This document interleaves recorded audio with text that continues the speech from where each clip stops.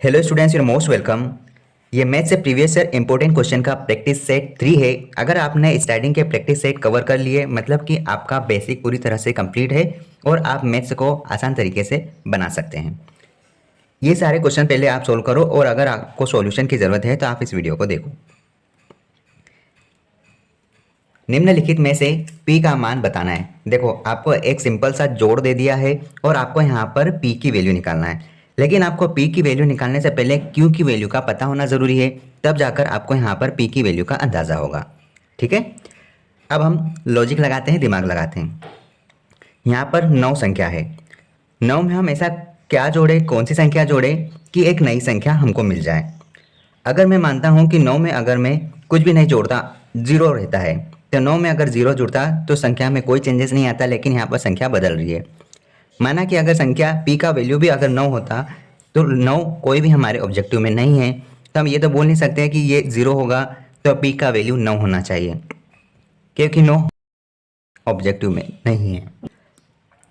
Zero छोड़कर अब हमें देखना ये है कि यहाँ पर कौन सी संख्या होना चाहिए।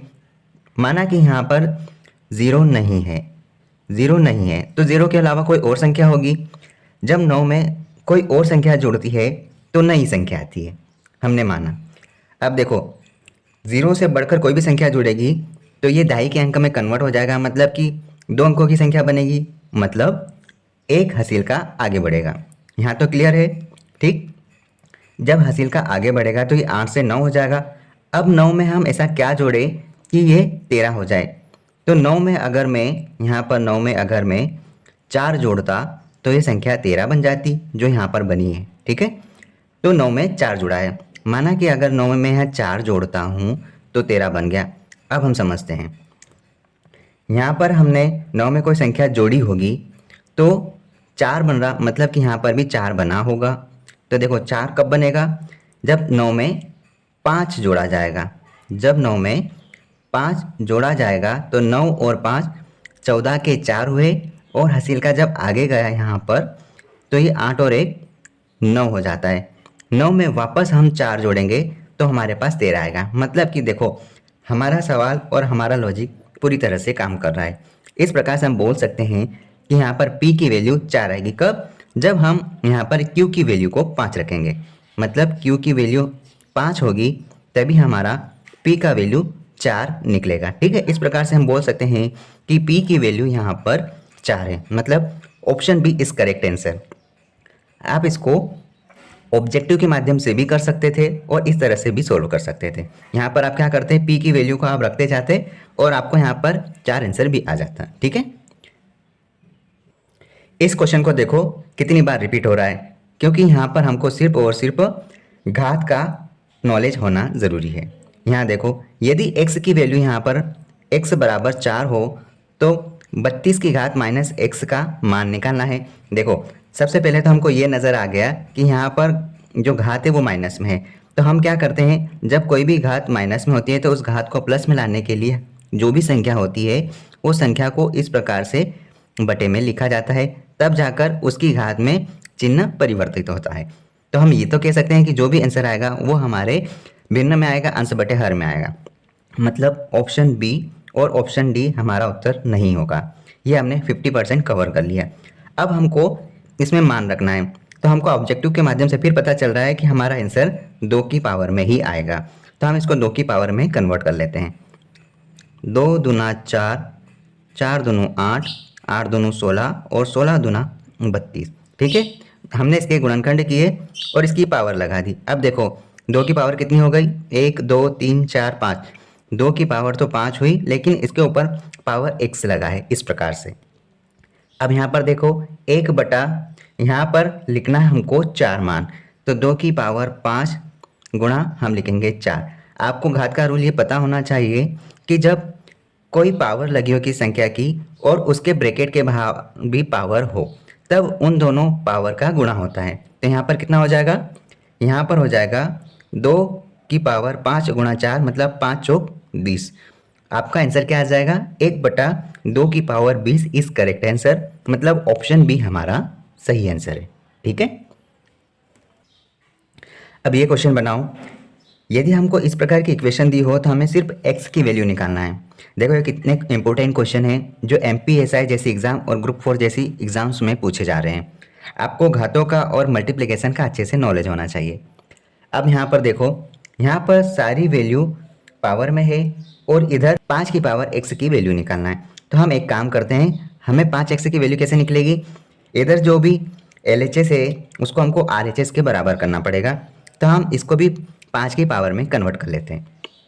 देखो 5 की पावर माइनस में है तो हम क्या करेंगे, अभी हमने देखा पिछले सवाल में, इस पावर की चिन्ह को हटाने के लिए, पावर के साइन को हटाने के लिए हमको इसको बटे में ले जाना होगा इस प्रकार से। ठीक है, गुणा करो, इसको 5 की घात में कन्वर्ट करेंगे तो हम इसको इस प्रकार लिख सकते हैं, 55 25 मतलब 5 का वर्ग और इसकी भी घात 50। इसको कन्वर्ट करेंगे, देखो 5 की पावर हम यहाँ पर 3 कर सकते हैं। ठीक है, 55 25 म्हणजे 125 और 5 की पावर x कर लो।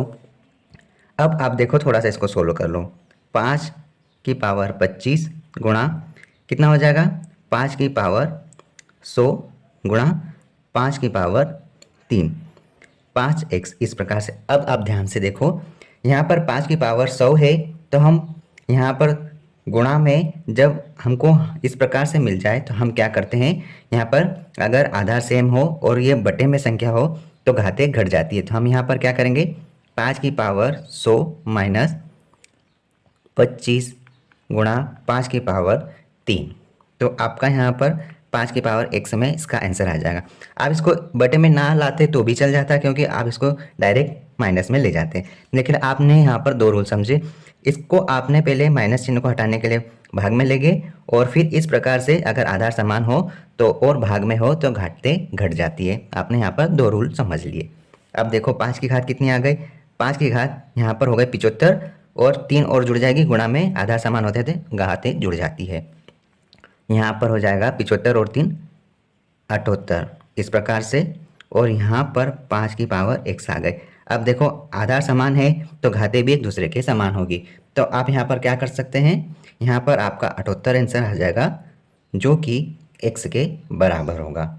इस प्रकार से आप x की वैल्यू निकाल सकते हैं और आपका आंसर ऑप्शन ए है, 78 इज करेक्ट आंसर।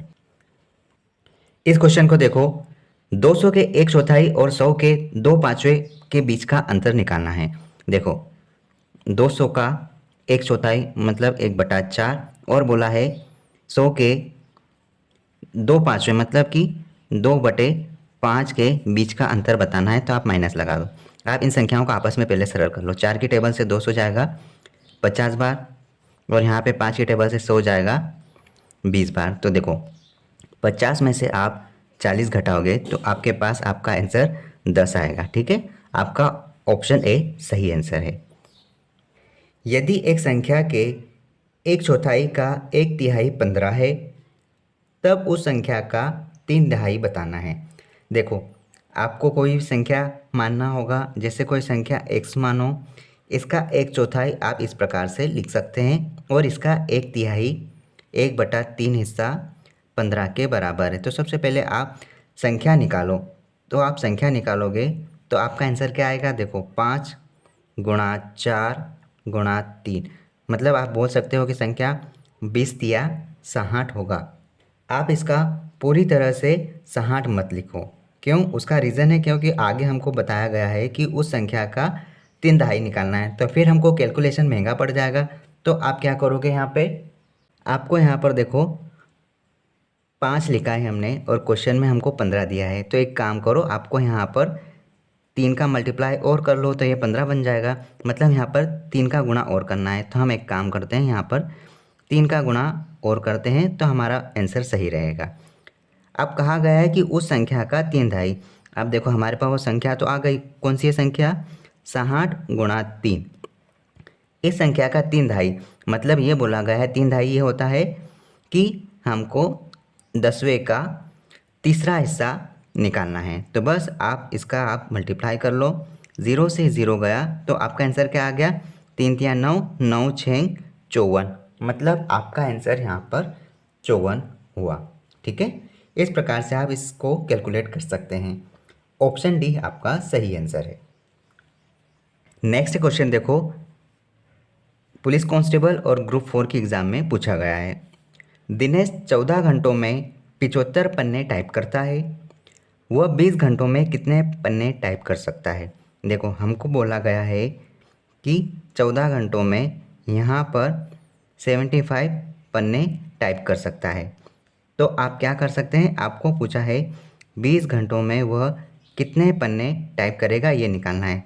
तो देखो यहाँ पर 75 पन्ने 14 घंटों में टाइप होते हैं, तो आपको यहाँ पर 20 घंटों के पन्नों के संख्या निकालनी है।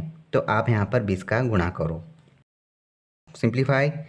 आप यहाँ पर 2 की टेबल से काटो 7 बार, 2 की टेबल से जाएगा ये 10 बार। आप यहाँ पर 750 में 7 का भाग दोगे तो कितनी बार जाएगा, देखो 10 बार तो कंप्लीट चले जाएगा। फिर यहाँ पर बच रहा है 5, तो 7 7 49 हो जाएगा। फिर बचा कितना, 1 में हमको 7 का भाग देना है, मतलब इतने पन्ने टाइप करेगा 20 घंटों में। ठीक है। अब इस प्रकार से छोटे छोटे क्वेश्चन भी पूछे गए थे MPSI एग्ज़ाम में, और ये भी गलत हो जाते थे एक्साइटमेंट में बच्चों से। देखो यहाँ पर बोला है 60 का 8/5, तो आप इसको ऐसा लिखो 8/5, और इसका भी बोला है 3/4 भाग निकालना है, तो गुणा करके 3/4 भाग आप निकाल दो। आप डायरेक्ट काटो, देखो ये दोनों मिलकर तो 20 होता है, और 20 तिया 60 कर लो, तो आपका यहाँ पर आंसर क्या आएगा, 3 तिया 9, 9 में अटे 72, तो आपका आंसर 72 आएगा। इस प्रकार से आप डायरेक्ट एक लाइन में इसको सोल्व करो। अगला क्वेश्चन देखो, 288 का 17/18 और इसका भी 7/16 भाग निकालना है। तो आप एक काम करो, 288 17/18 से गुणा कर दो, 7/16 से भी गुणा कर दो। इसको आप सरल करो।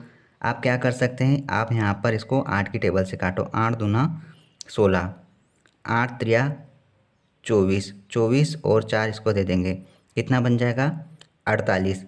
तो कितना हो जाएगा 8 6 48।